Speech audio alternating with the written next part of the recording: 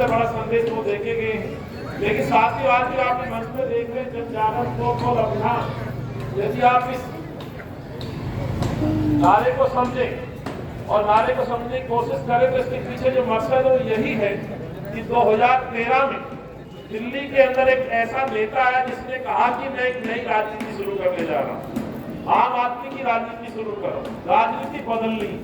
मुझे नहीं मालूम कितनी राजनीति बदली, कितना माहौल बदला, कितनी दिल्ली बदली, दिल्ली के अंदर क्या विकास हुई, लेकिन इतना एक बात दावे के साथ कह सकता हूँ, ये सारी चीजें बदली या ना बदली, लेकिन कुछ बदला है तो दिल्ली के मुख्यमंत्री का चरित्र बदला है, उसके अपना व्यवहार बदला है, अपने बयान बदले हैं।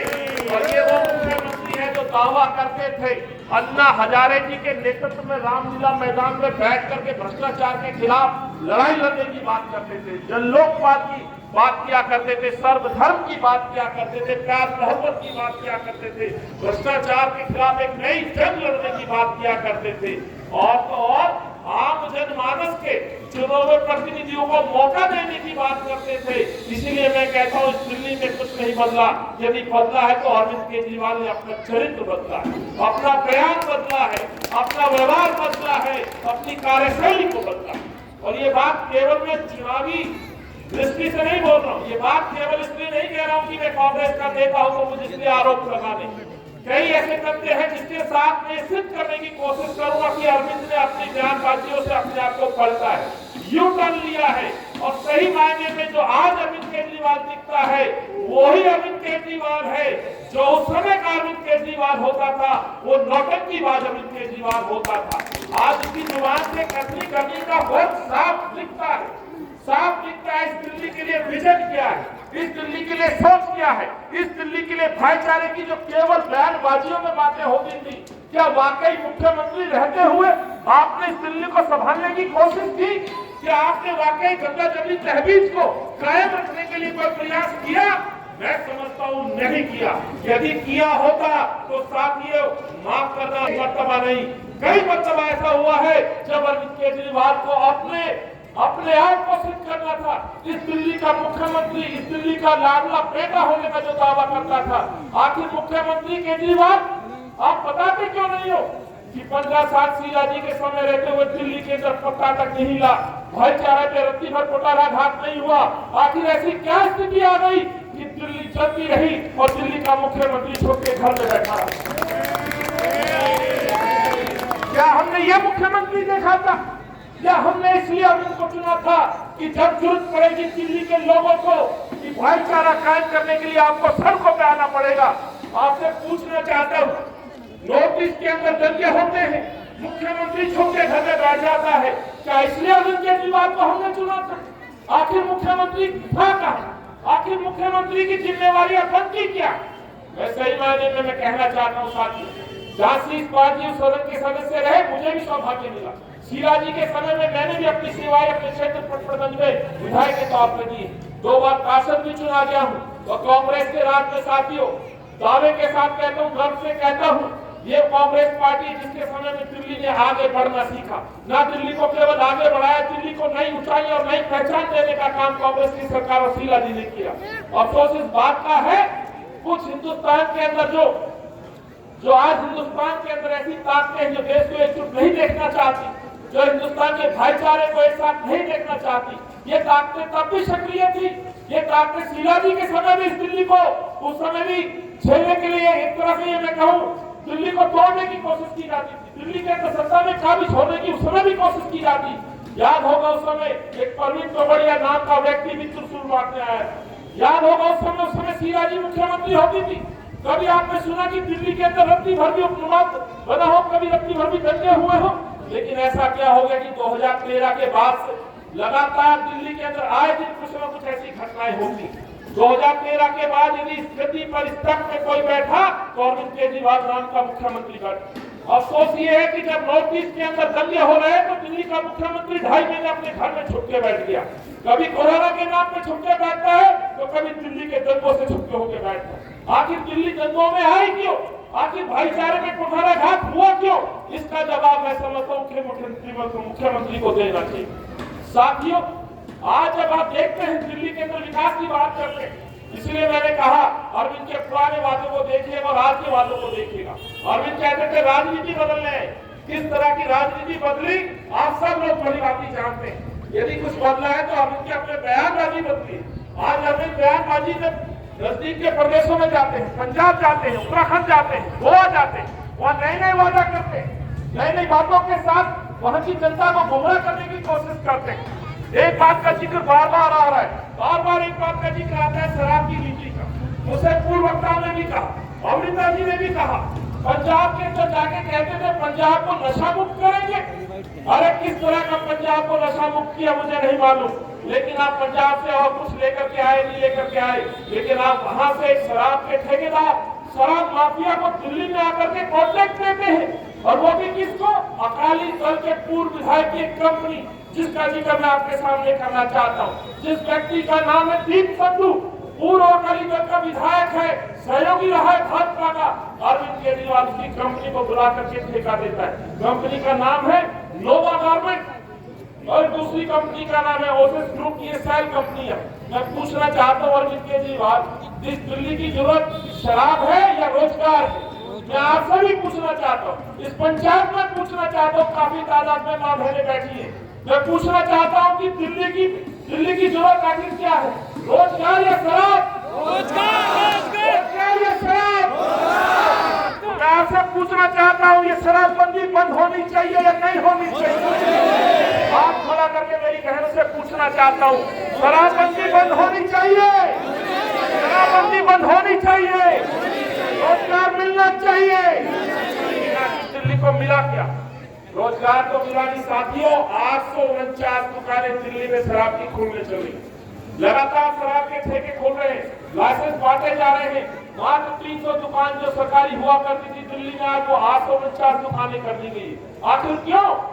मुख्यमंत्री का पंजाब में जाके कहते हैं कि दिल्ली के मुख्यमंत्री ये भूल जाते हैं। आप आरोप तो लगाते हैं पंजाब के मुख्यमंत्री पर, लेकिन जब आपके अपने दिल्ली में एमपीसीसी के अंदर जो भ्रष्टाचार का मामला पत्रकार बंधु दिखाते हैं तो आपको जवाब नहीं बनता। आप आरोप लगाते हैं पंजाब की सरकार पर, रोजगार नहीं देते, तो रोजगार के नाम पर बताना चाहता हूँ, और उन्होंने कहा था 5 साल के अंदर 8 लाख नौकरी दूंगा। 440 नौकरी मिली है दिल्ली के युवाओं को, और इस दावे के साथ बहुत तादाद में है युवा वर्ग बैठा है। मैं आपसे पूछना चाहता हूँ, कोई एक बच्चा हाथ खड़ा करके कह दे किसी को सरकारी नौकरी मिली? क्या किसी को सरकारी नौकरी मिली? किसी साथी को कोई नौकरी? इस मीटिंग में मैं कहना चाहता हूँ, चैलेंज के साथ कहता हूँ अरविंद केजरीवाल, यदि उनका विधायक आकर के कह दे कि ओखला साइन बाग में किसी को सरकारी नौकरी दिला पाए, हाँ यदि किसी को मिला तो माफ करिएगा, इनके अपने आम आदमी पार्टी के लोगों को प्रचार प्रसार के लिए खूब पैसा मिला। 465 करोड़ का भारी भरकम बजट रख करके अपने प्रचार प्रसार करने में अरविंद केजरीवाल आए दिन लगे रहते हैं। साथियों, इसीलिए कांग्रेस पार्टी लगातार पोल यात्रा निकाल रही है, जनजागरण कर रही है, महंगाई के खिलाफ। महंगाई पर जब बात करते हैं तो मेरी मां बहनें खास तौर से अपना ध्यान आकर्षित कराना चाहती है। आज महिलाओं की रसोई से टमाटर दूर हो चला है, प्याज के रेट बढ़ रहे हैं, हरा धनिया का रेट बढ़ रहा है, गैस सिलेंडर 1000 के पार हो चुका है, लेकिन अफसोस है कि सरकारें सुनती नहीं। ऐसे तमाम बातें और मुद्दे हैं साथियों, लेकिन मैं एक ऐसे विशेष मुद्दे पर यहाँ आना चाहता हूँ और अपनी माँ बहनों को प्रणाम करता हूँ, सिर झुकाता हूँ, जिन्होंने अपने हक की लड़ाई लड़ने के लिए CNRC के ऊपर यह साइन बोर्ड में अपना आंदोलन छेड़ा था अपने संविधान के अनुसार अपना हक करने के लिए। जो हक देश के किसानों ने, अन्नदाताओं ने इस सरकार से मांगा, लगभग 1 साल धरने में बैठे रहे, वही काम मेरी माए, मेरे बुजुर्ग, मेरे बच्चे, मेरे नौजवान साथी यहाँ शांतिपूर्ण तरीके से अपनी बात रख रहे थे कि संविधान में समानता के तौर पर, समानता के अधिकार के तौर पर भी हमें वो अधिकार मिलने चाहिए जो दूसरे धर्म के लोग। आखिर उसने गलत किया था। आज मैं अरविंद केजरीवाल से पूछना चाहता हूँ, यदि आप वाकई दिल्ली में भाईचारा कायम रखना चाहते थे, सभी का ख्याल रखना चाहते थे, तो आखिर क्यों आपने CNRC के ऊपर अपनी बात नहीं रखी?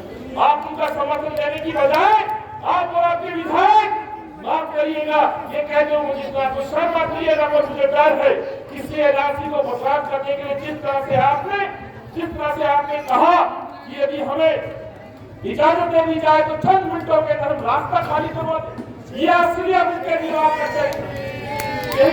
दोहराने आया हूँ, इस शहर में कुछ बदला है तो अरविंद केजरीवाल के बयान बदले, अरविंद केजरीवाल का चरित्र बदला, अरविंद केजरीवाल का लालच दिखाई देता है, भ्रष्टाचार दिखाई देता है। इसलिए आज हम गली मोहल्लों में जाकर के अपनी बात करते हैं। मुद्दे और बातें बहुत हैं। कोविड के दौरान जिस तरह से हमने एक तरफा एक घर के लोगों के ऊपर इन सरकारों ने थोपे हैं, माफ कीजिएगा, जिस मरकज तबलीगी जमात को हम लोग जिस रूप में जानना चाहिए था, उसको बदलाव करने की किसने कोशिश की, किसने साजिश रखी, किसने आखिर मरकज को इस तरह से प्रदर्शित कराया कि जैसे कि वहां पर आतंकवाद की खान पैदा होती है। अफसोस इस बात के साथ कहना पड़ता है कि दिल्ली के मंत्री को जहां सद्भाव के लिए प्रयास करना चाहिए था, वहां पुलिस को निर्देश देते नजर आते हैं कि इन पे एफआईआर दर्ज होनी चाहिए। ये कोरोना फैलाने वाले लोग, इनसे भी सवाल पूछना होगा। ये मैं आपसे कहने आया। साथियों, मैं आपसे इतना ही आग्रह करते हुए, ये ओखला हमारे गरीब बस्ती परिवार है, मिडिल क्लास परिवार है। 52 लाख राशन कार्ड पेंडिंग है। लगभग 1 मिलियन कार्ड इस पूरे दिल्ली में नहीं बना। इस चुनौती के साथ में यहाँ के विधायक से भी कहूंगा, अमानतुल्लाह जी से भी कहूंगा, वाकई ईमानदार राजनीति करने आए हैं तो इन गरीबों के अधिकारों के लिए आप कितने लड़े ये बताइएगा। यदि कोई लड़ता है तो कांग्रेस का नेतृत्व लड़ता है। यहाँ से नेतृत्व करने वाले पूर्व विधायक की हम बात करें, पूर्व सांसदों की हम बात करें, ये वो लोग हैं जिन्होंने ओखला और साहिबगंज को बचाने में अपना योगदान दिया, इनके घरों को बचाने में अपना योगदान दिया हो। लेकिन अफसोस आज की वर्तमान राजनीति में जिस तरह से अरविंद केजरीवाल और उनके विधायक केवल अपना घर बनाने में जुटे हुए, अनेकों आरोप है। 80% उनके मंत्री और एमएलए जेल की हवा खा चुके हैं। कोई राशन कार्ड बनाने में, कोई रिश्वत लेने में, कोई यहाँ दूसरे अन्य आरोपों में, लगातार महिला उत्पीड़न में जिनके लोग आरोपित रहे। मैं आपसे इतना आग्रह करने आया हूँ।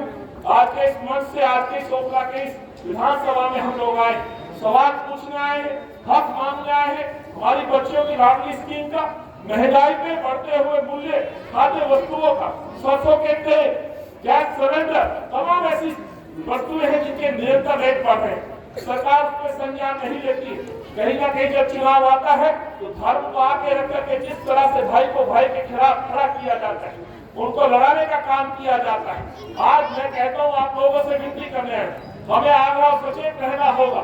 आने वाले दिनों में इन सरकारों से जवाब मांगना होगा कि इस दिल्ली की हमें यदि कोई जरूरत है तो विकास की जरूरत है, मोहब्बत की, भाईचारे की, और उसके लिए क्या किया मुझे लगता है उसका हमें जवाब मांगना चाहिए। इन बातों के साथ भाई जिन्हें से रुके और तमाम कार्यकर्ताओं को मैं धन्यवाद देता हूँ जिन्होंने आप सभी को इकट्ठा किया और आज हमको इकट्ठा होकर यहाँ के क्षेत्र में जन जागरण को माध्यम